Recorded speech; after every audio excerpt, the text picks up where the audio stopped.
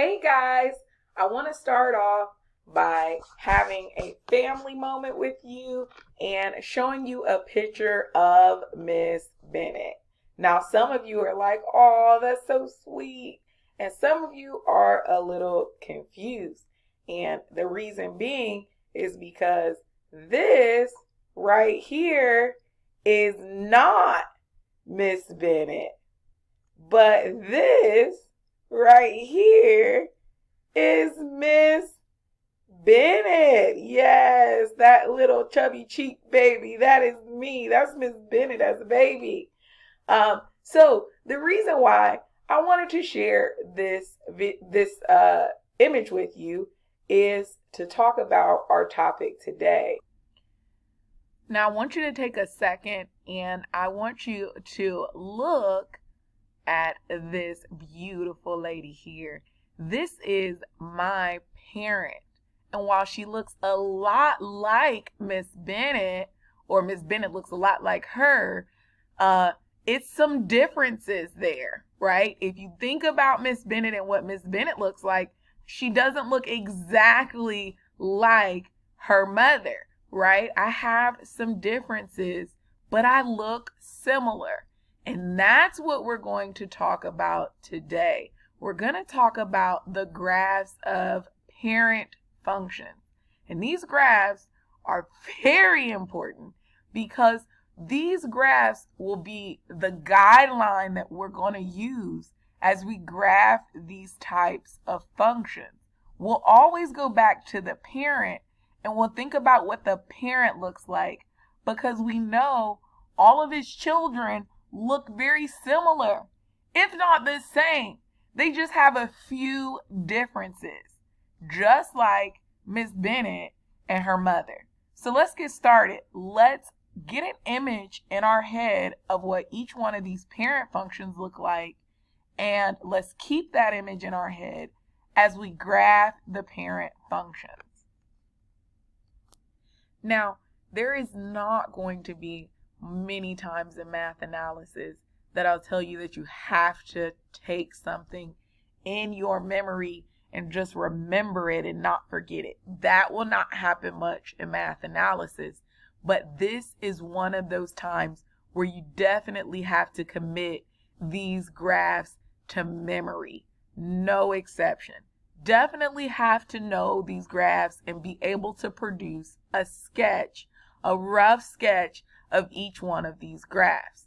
Okay, so just like I told you and shared with you, my family, we're going to take a second and we're going to share and go over the key characteristics of the different families of parent functions. And this is so important, guys. This is going to make this concept so easy. If you memorize these graphs and their key details, the rest of this graphing stuff is going to be so simplistic, okay? I can promise you this. The first graph is the family of the constant function, okay? This is f of x equals c, or another way, we know f of x is just y, so this is also y equals c. Basically, this is that horizontal line, the line that has no slope. I want you to know the big deal about this is whenever I see y equals any number, I know visually that it is a horizontal line on our coordinate plane at that number, right? Every single one of my x values is going to equal that y value, so I know I'm going to have a horizontal line at that number. So for example, if I see the function y equals -2, then visually I know that that's just a horizontal line at -2. Same if I saw f of x equals 3, or f of x equals 4. I want to do something different. F of x equals 4. Well, that would just be a horizontal line at 4.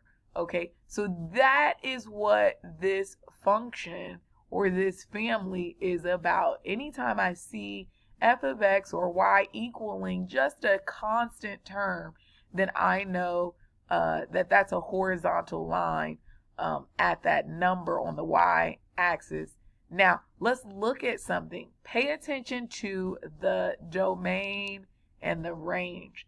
The domain is all reals. Again, this is a linear function. Most linear functions and polynomial functions, you'll see the domain is all reals. The range on it, though, is going to be whatever the constant term is, okay? So we're going to keep that in our memory. We need to know this equation and have an idea of the domain and range and be able to produce it, provide a sketch. If you had nothing in front of you but a coordinate plane, could you provide a sketch if you got this function, y equals 3, y equals 7? Can you provide a sketch instantly?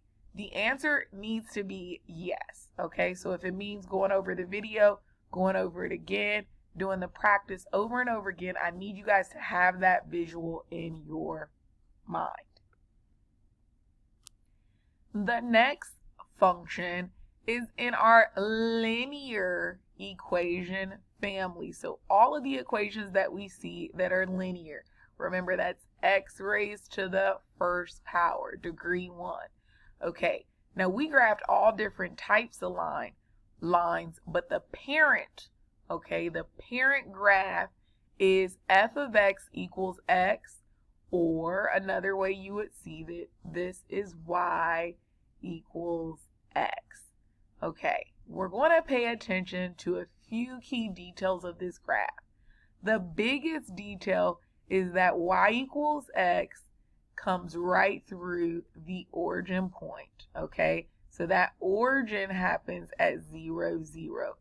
This point is very important because as we make changes to the parent, as we start seeing the children, we're going to use this intercepting point at the origin as our reference point, okay? So just pay attention to these interception points that the parent graphs have, because when we have to sketch some children in the future, we're going to use these interception points as a guide.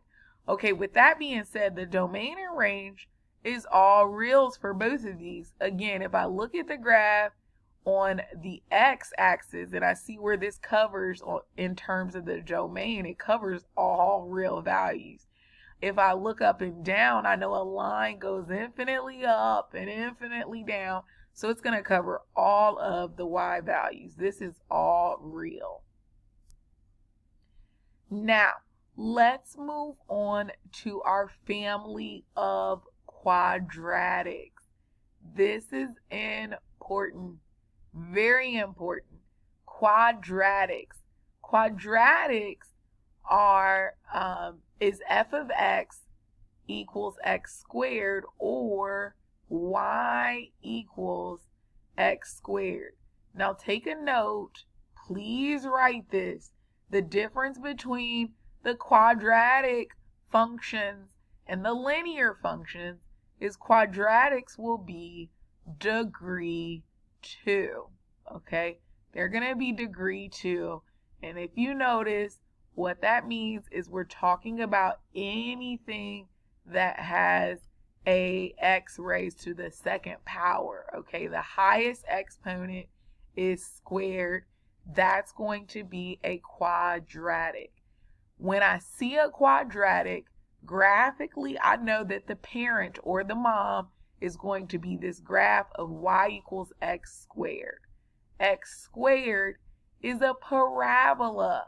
It's that U, right? So this is a parabola, and it's going to have its center or its vertex at the origin, 0, 0.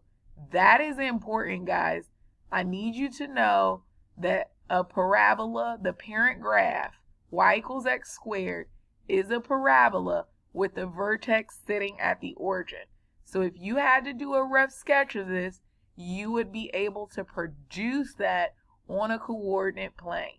Okay, so let's talk about some of the characteristics in terms of the domain and the range. Notice the domain of this parabola of y equals x squared is all real numbers. All real numbers. Well, that makes sense because if I look to the left and right, this parabola is going to keep going and it's going to branch out. So it's going to cover all real values. And if you look at the function, you know that you can plug any x value inside of x squared. So that's why it's all reals. But if I look at the range, which is the y values, notice the range is only from 0 to infinity. So graphically, if we look at that, we can see that makes sense because it starts at 0, 0 on the y-axis and then it just goes up. Okay, if we look at the function, it makes sense as well because if I'm squaring any value, I'm only going to get a positive value out. Even if I put a negative number inside of this function, the output is going to be positive. So that makes a lot of sense. Pay attention to this graph and how it looks and keep this quadratic parent in your memory. Be able to produce it is so important. This next graph is the cubic function. This is the graph of f of x equals x cubed or y equals x cubed. This is important.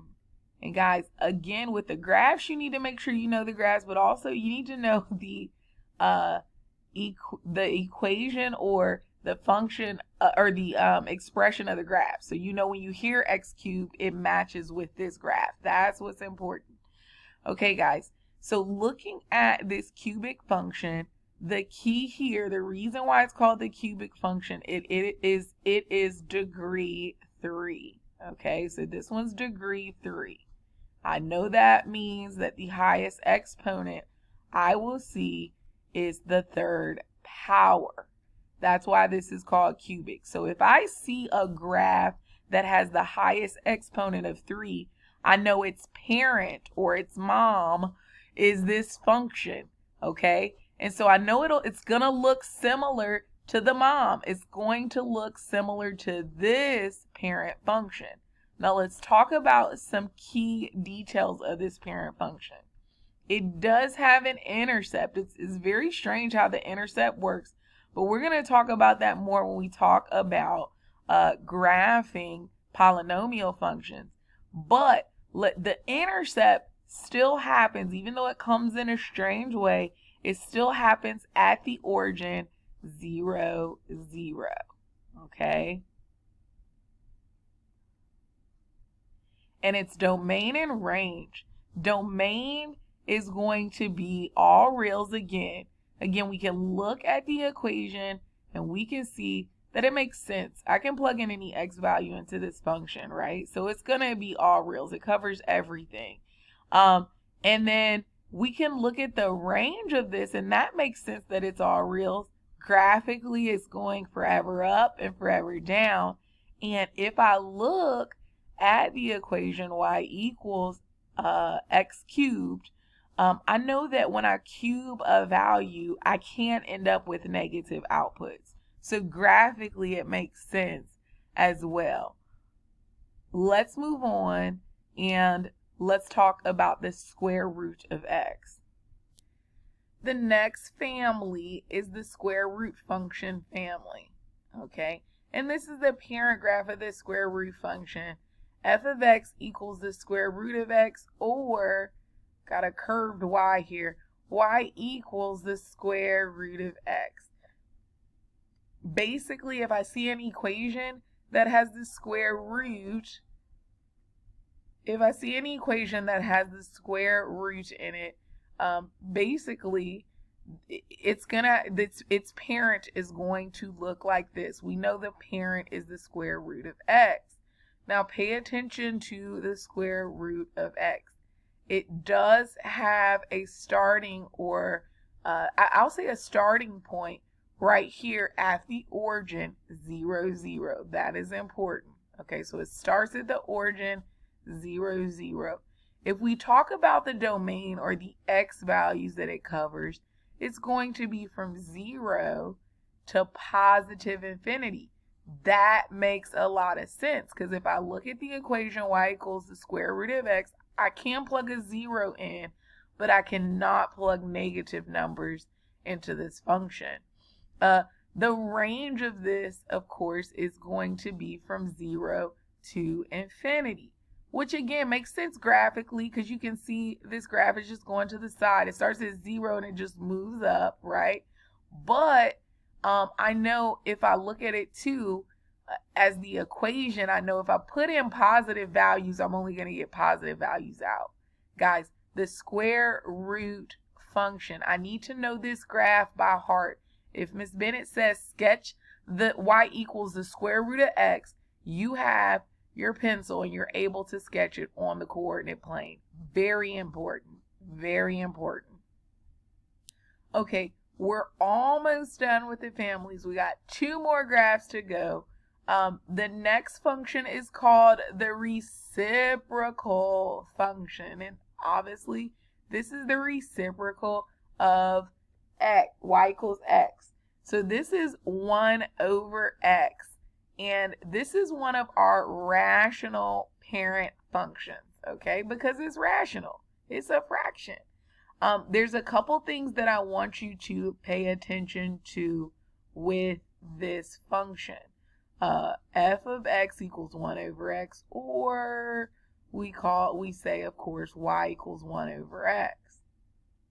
So anytime you see a rational function, you know it's going to look a lot like its parent 1 over x, okay? And the key detail with this is what happens at the x and y axis. Notice you have this curve along the x and the y axis, and it's happening in quadrants 1 and it's happening in quadrants 3. The graph is kind of hugging the curves, and that is because there is a horizontal asymptote at the x-axis, or y equals 0, and there's a vertical asymptote at the y-axis, or x equals 0. So these asymptotes, which we'll talk more when we graph rational functions, but these asymptotes are the boundary lines. I think of them as a boundary or a wall that the function cannot cross. And these asymptotes are created by the undefined values of this function. Now let's take a second and let's look at what happens when I plug in a 0 for x into the function 1 over x. Well, if I plug in a 0, the function is going to be undefined. And that's what creates this asymptote. So that is what the asymptote means. It's boundary points. It's because the function can't even exist at that particular value. So that means the function will just get closer and closer and closer and closer to the asymptote. It'll draw close to it, but it'll never touch the asymptote.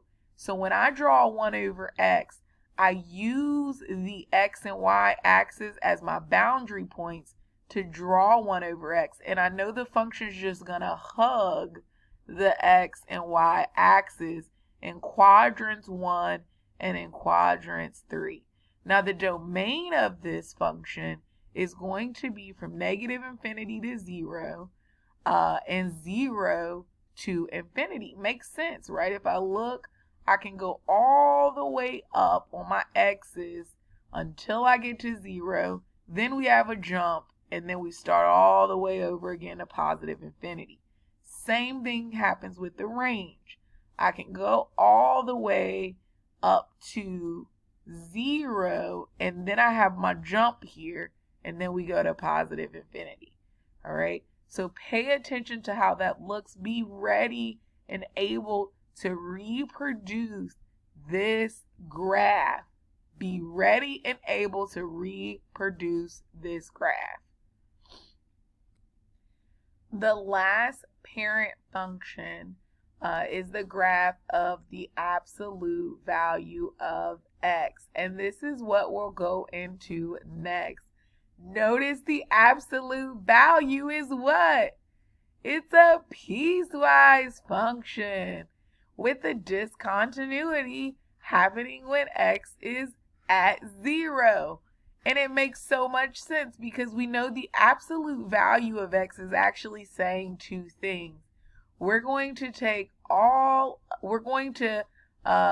open up the absolute value because we know we can plug in negatives and positives inside of this value, okay?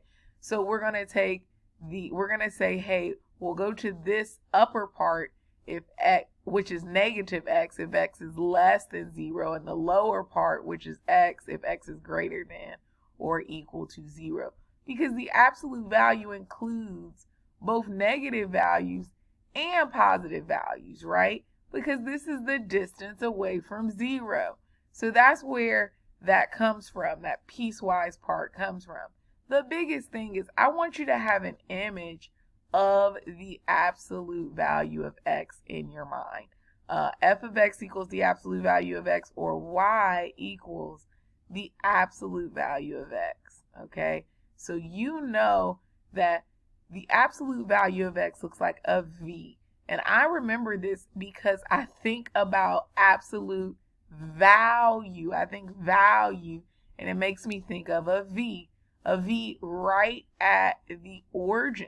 Okay, so that its vertex point is going to be right at the origin, and I know that it creates that v. Whenever I see any functions, because we'll again go into talking about the absolute value of x, whenever I see any functions that have an absolute value, I'm going to have a visual of a v. I know they're going to create a v, and then I know that I'm going to make some changes from there. This is so important. You need to know what the absolute value looks like. Its domain is going to be all real numbers, and its range, which makes sense. Look at the range. It starts at 0, 0's included, and it goes all the way up to positive infinity. There's no negative values, or there's no negative numbers in the range, which again makes sense because any negative number I put into an absolute value, I always get a positive because we're talking about the distance away from 0. How far a number is away from 0, and we know distance is positive. Please, please, please, guys. Please, please, please make sure you commit all of these graphs to memory. I know there's another graph on your guided notes, but we're going to talk about that graph, the step functions, tomorrow. But please, guys, it is so important, imperative that you commit these graphs to memory, know their key characteristics, and you're able to reproduce them.